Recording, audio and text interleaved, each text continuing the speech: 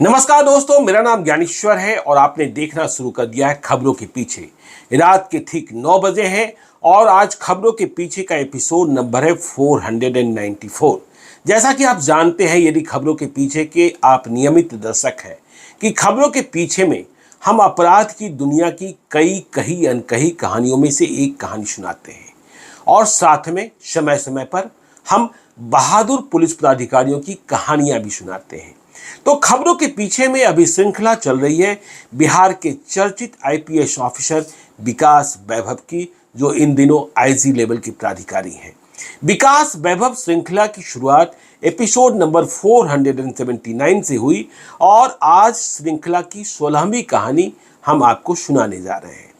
तो देखिए, साल 2008 की बात है, अक्टूबर का महीना है, ऑपरेशन विध्वंस की शुरुआत हो चुकी है। रोहतास को नक्सलियों से मुक्त कराया जाना है। विकास वैभव पहाड़ और जंगल में पैदल चल रहे हैं, साथ में 300 जवान है।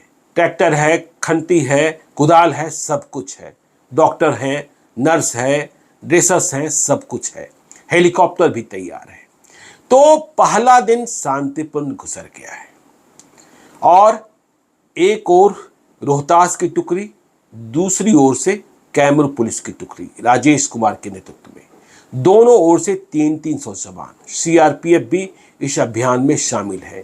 3 रातें गुजारनी है, यह बात तय हो चुकी है। नक्सलियों को यह संदेश दे देना है कि देखो, तुम्हारे यहाँ दिन के उजाले में नहीं, हम रात के अंधेरे में भी आएंगे, रात गुजारेंगे भी और अब तुम्हें रहने नहीं देंगे। तो पहली रात 10-12 किलोमीटर चलने के बाद विकास वैभव और उनकी टुकड़ी ने भोकरवा गांव में गुजारी। जो वहां का दृश्य उन्होंने देखा, जिस तरीके से शाम को अंधेरा होने के बाद बल्ब जला, बच्चे आ गए गांव से बल्ब देखने, क्योंकि उस इलाके में पहली बार बत्ती चली थी। विकास वैभव ने यह महसूस कर लिया कि यदि हम किसी तरीके से विकास का स्वाद इन ग्रामीणों को चखा दे तो वे नक्सलियों के समर्थक नहीं रह जाएंगे, वे लोकतंत्र के पक्षधर हो जाएंगे, सरकार के साथ चलने लगेंगे। लेकिन यह काम बहुत कठिन था और जल्दी पूर्ण होने वाला भी नहीं था, लेकिन टास्क तो पूरा ही करना था। सैटेलाइट फोन दोनों टुकड़ियों के पास, मतलब कैमूर पुलिस की टुकड़ी और इधर रोहतास पुलिस की टुकड़ी, दोनों के पास थी। विकास वैभव ने कैमूर के पुलिस कप्तान से यह जान लिया है कि वे भी पहली रात नियत स्थान पर पहुंचे और कोई परेशानी नहीं हुई। रास्ते में जहां तहां बारूदी सुरंग जो बिछाया गया था, उसे पैदल चल रहे जवान नोचते जा रहे हैं। देखिए, ऐसी बात नहीं है कि नक्सलियों को पुलिस के घुस आने की खबर नहीं मिली है। नक्सलियों को खबर मिल चुकी है, लेकिन परेशानी उनकी ये हो गई इस बार कि इतनी बड़ी संख्या में 600 जवान, 300 उधर से 300 इधर से घुस आए हैं। नक्सली सोच रहे हैं कि हम यदि हमला बोलते हैं तो हमारी संख्या कम है, क्योंकि उनके दस्ते जो हैं इधर उधर बिखरे हैं, उन्हें जमा होने में वक्त लगता और अब तो पुलिस का मार्च हो रहा है। फिर यदि किसी और रास्ते में उन्हें विश्वास होता है कि ये जो पुलिस पलटन आई है फिर उसी रास्ते से वापस जाएगी, लेकिन ये तो होना नहीं था। ऑपरेशन विध्वंस की जब मैपिंग की गई थी, तभी वापसी का रास्ता अलग तय कर लिया गया था। नक्सली इस बात से अनभिज्ञ थे। तो देखिए, पहली रात गुजर गई, अब दूसरे दिन की सुबह जाना है विकास वैभव के दस्ते को, पलटन को, बुधवा गांव तक। नक्सलियों का कोर इलाका, वर्चस्व वाला इलाका, और रास्ता है नकटी भुवनमा होकर बुधवा तक का। तो सुबह सुबह विकास वैभव अपनी पूरी टुकड़ी की ब्रीफिंग करते हैं कि हमें आगे कैसे बढ़ना है और कितनी दूर पर कितने लोग चलेंगे। एक साथ सभी लोग नहीं चलेंगे, दूरी भी मेंटेन रखी जाएगी और कब कौन सी अकस्मात परिस्थिति पैदा होगी तो क्या करना है। ऐसा ना हो कि 300 के 300 जवान एक साथ नक्सलियों के चपेटे में आ जाएं। इसलिए जो रूट है और रूट पर चलने की जो दशा दिशा है वह बिल्कुल स्पष्ट है। ब्रीफिंग में विकास वैभव स्पष्ट कर देते हैं कि जब नकटी से हम आगे भुवनमा की ओर बढ़ेंगे, यदि इस रास्ते में कोई भी टुकड़ी फंस जाती है जो कई हिस्सों में विभाजित है तो वह वापस नकटी लौट आएगी, क्योंकि नकटी तक का मार्ग हम क्लियर कर चुके हैं।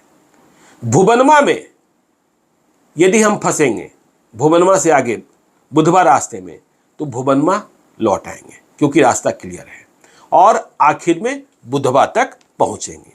कोई हड़बड़ाने की जरूरत नहीं है और यदि गांव वाले दिखें तो तुरंत उनसे घुल मिल नहीं जाना है, एक डिस्टेंस बनाकर रखना है। ऐसा नहीं कि घुल मिल गए तो हमें ही घात का शिकार हो जाना पड़े। तो विकास वैभव की कहानियों को जब हम समझने की कोशिश कर रहे थे रोहतास में, रोहतास के लोगों से, हमने आपको बताया ही कि इस ऑपरेशन विध्वंस में एक व्यक्ति जिन्हें कोड नेम खान साहब दिया गया था, वे बहुत बड़े मददगार थे। तो दूसरी रात इन लोगों को बुधवा में एक स्कूल में गुजारनी थी। दिन भर फिर पैदल चलना था, सूर्यास्त के पहले पहुंच जाना था। तो ये चलते गए चलते गए चलते गए। रास्ते तो कठिन है ही, लेकिन ऑपरेशन विध्वंस है, नक्सलियों के लिए सामत है। और वो दिन आ गए हैं जब स्कूलों में नवरात्रा की, दुर्गा पूजा की छुट्टी हो चुकी है। नक्सली पूजा करते नहीं है, लेकिन स्कूलों में छुट्टी तो होती है। तो ये बात तय हो गई कि अगला कैंप, मतलब दूसरे दिन का कैंप जो है वह बुधवा स्कूल में हम डालेंगे और दिन के 3 बजे तक पहुंच जाना है। सफलता भी मिल गई, चलते जाने का परिणाम निकला। रास्ते में जो कुछ भी संशयपूर्ण दिख रहा था, फोटोग्राफी चल रही थी, वीडियो से तस्वीरें बनाई जा रही थी, तो जो कुछ हो रहा था, बुधवा स्कूल जब ये पहुंचे तो उन्होंने देखा कि स्कूल में छुट्टी तो है, भवन खाली है, वहां कोई नक्सली दस्ता नहीं है जैसा कि 3 सितंबर को शोली में मिला था। लेकिन इस स्कूल बिल्डिंग पर नक्सलियों की उपस्थिति जगजाहिर है। और वो कैसे है? क्योंकि स्कूल बिल्डिंग की हर दीवार पर नक्सली स्लोगन लिखे हैं। यह स्लोगन जो है लोकतंत्र के खिलाफ है, सरकार के खिलाफ है और नक्सलियों की हुकूमत के पक्ष में है। तो इन स्लोगन्स को यह जो पलटन पहुंची है उसे मिटा देती है, उसे पोछ देती है, उसे पेंट कर दिया जाता है। वहां लोकतंत्र, सरकार की व्यवस्था से संबंधित स्लोगन लिखे जाते हैं। तो नक्सलियों की मांद में विकास वैभव घुसे चले जा रहे हैं। उधर कैमूर एसपी का अभियान भी जारी है। बीच बीच में सैटेलाइट फोन से चर्चा हो जाती है, कहीं कोई अभी खतरा नहीं आया है। और यह बात तय हो गई है कि तीसरी रात हम धनसा में पहुंचेंगे और कैमूर की जो टुकड़ी है उसे पहले दिन लोहरा में, दूसरे दिन दुगधा में और तीसरे दिन शोली में, वहां से गुजरते हुए धनसा पहुंचना था। यहीं दोनों टुकड़ियों को मिलना था। तो तीसरे दिन का सफर भी नक्सलियों की मांग में विकास वैभव का ऐतिहासिक रहता है। नक्सली छटपटा गए हैं लेकिन कुछ कर नहीं पा रहे हैं, वे दुबके हुए हैं, क्योंकि 600, 300 उधर, 300 इधर, भागेंगे कहां? जो भागने के रास्ते हैं वहां एम्बुश इस बार पुलिस ने लगा दिया है, पैरामिलिट्री फोर्स ने लगा दिया है। तो धनसा में तीसरी रात को 600 जवान इकट्ठा हो जाते हैं, दोनों टुकड़ियों के, दोनों एसपी, सीआरपीएफ के कमांडेंट। और यह विजयोत्सव होता है कि देखो नक्सलियों, अब राज तुम्हारा नहीं है, जिसे राज तुम अपना समझते हो उसे हम खत्म करने को आ गए। वक्त तुम्हारा खत्म होने वाला है, वक्त तुम्हारे आतंक का खत्म होने वाला है। तो नक्सली बेचैन, लेकिन करें क्या? तो 3 दिनों तक यह ऑपरेशन चलता है। विकास वैभव, उधर राजेश कुमार, फिर यह जत्था वापसी की ओर रवानगी के लिए तैयार है। रास्ता दूसरा है। रास्ते में कुछ बारूदी सुरंग मिलते हैं, बरामदगी होती है। शोली में जो एंटी लैंडमाइंस गाड़ी थी जिसे उड़ाया गया था, उसकी तस्वीरें कैद की जाती है। और विकास वैभव की कहानी हमें जो लोग बता रहे हैं वह कहते हैं कि देखिए, इस 3 दिनों के ऑपरेशन विध्वंस के पहले चक्र का परिणाम यह निकला। नक्सलियों के गांव के ग्रामीणों की पीड़ा समझने में सहूलियत हुई। यह देखा गया कि गांव में कोई विकास नहीं है, गांव के लोग मूलभूत सुविधाओं से वंचित हैं, कोई उपचार की व्यवस्था नहीं है, कोई डॉक्टर नहीं है। रोहतास के एक कथाकार बता रहे थे विकास वैभव के इस ऑपरेशन विध्वंस के बारे में। भूमनमा एक गांव जहां ऑपरेशन विध्वंस चल रहा था, तो सांप काटे हुए एक व्यक्ति से मुलाकात हुई। वह छटपटा रहा था, डॉक्टर के पास नहीं जा सकता था, अस्पताल नहीं पहुंच सकता था। कोई ओझा उसके पास झाड़ फूंक के लिए ले जाया गया था। लेकिन आगे विकास वैभव ने लोगों का विश्वास जीतने के लिए यह व्यवस्था करी कि इन गांवों के जो लोग बीमार होंगे वे भी अस्पताल पहुंचाए जा सकते हैं यदि ग्रामीण साथ दे दें। महिलाओं की स्थिति तो और भी बुरी थी। यदि कोई महिला प्रेग्नेंट हो गई तो उसे चारपाई पर लाद कर, क्योंकि गाड़ियों का मूवमेंट तो इधर था ही नहीं, नक्सली आने ही नहीं देते थे। नक्सलियों को इससे क्या मतलब, कोई मर जाए कोई हर जाए। तो जो लोग परेशान होते थे, घर वाले, महिला प्रेग्नेंट, दर्द से परेशान, उन्हें चारपाई पर लाद कर रोहतास लाया जाता था। गांव वालों से जब बातचीत शुरू हुई तो विकास वैभव ने यह महसूस किया कि ये जो ग्रामीण हैं, जिन्होंने दुनिया देखी ही नहीं नक्सलियों के खौफ के कारण, वे अपने को राजा हरिश्चंद्र के बेटे राजा रोहिताश्व का वंशज मानते हैं। तो अब विकास वैभव ने सोचा कि इन ग्रामीणों को ही जोड़कर, इन ग्रामीणों को ही अपने साथ कर, क्योंकि नक्सली एक सीमित संख्या में है, उनका आतंक है। यदि हम ग्रामीणों को आतंक से मुक्ति दिला देते हैं, उन्हें जिंदगी के रंगों में घुला मिला देते हैं, तो नक्सलियों का आधार, नक्सलियों का समर्थन कम हो जाएगा। तो विकास वैभव इसकी तैयारी में लग जाते हैं और यहीं से एक योजना तैयार होती है सोन महोत्सव की। विकास वैभव लोगों से बातचीत करना शुरू करते हैं, क्या हम कोई आयोजन कर सकते हैं जिसमें जंगल पहाड़ के लोग शामिल हों, दूसरे लोग भी शामिल हों, वहां कोई नक्सली बातचीत न हो, वहां संस्कृति की बातचीत हो, रोहतास की बातचीत हो। तो इसका असर क्या होगा, मतलब सामाजिक मनोवैज्ञानिक प्रहार करने की अब तैयारी है। विकास वैभव की कहानी बताने वाले लोग हमें बता रहे हैं कि 3 दिसंबर 2008 की तारीख बहुत ही महत्वपूर्ण थी, जब विकास वैभव ने ग्राम पंचायत के लोगों को इकट्ठा किया, जनप्रतिनिधियों को बुलाया, मुखिया लोगों को बुलाया और उनसे कहा, क्या आप हमारे साथ संवाद करना चाहते हैं? हम आपकी भलाई के लिए कुछ करना चाहते हैं। क्या इसका लाभ प्राप्त करना चाहेंगे? क्या इसका लाभ आप अपने लोगों को पहुंचाने देंगे हमें? तो भरोसा जीतने का प्रयास और इसके बाद एक नए कैंपेन की शुरुआत हुई जो सोन महोत्सव का हिस्सा था। और वह कैंपेन था लोगों के बीच जरूरी सामानों का वितरण करना। विकास वैभव ने देख लिया था कि जब पहली बार बल्ब जला तो बच्चे कितने खुश हुए थे। तो नौहट्टा से और दूसरे इलाके से कंबल बांटा जाने लगा, डॉक्टरों की टीम पहुंचाई जाने लगी। तो जब डॉक्टर पहुंचने लगे तो लोग अपनी बीमारियां दिखाने आने लगे, दवाओं का वितरण किया जाने लगा, डॉक्टरों की दवाई का असर शुरू हुआ।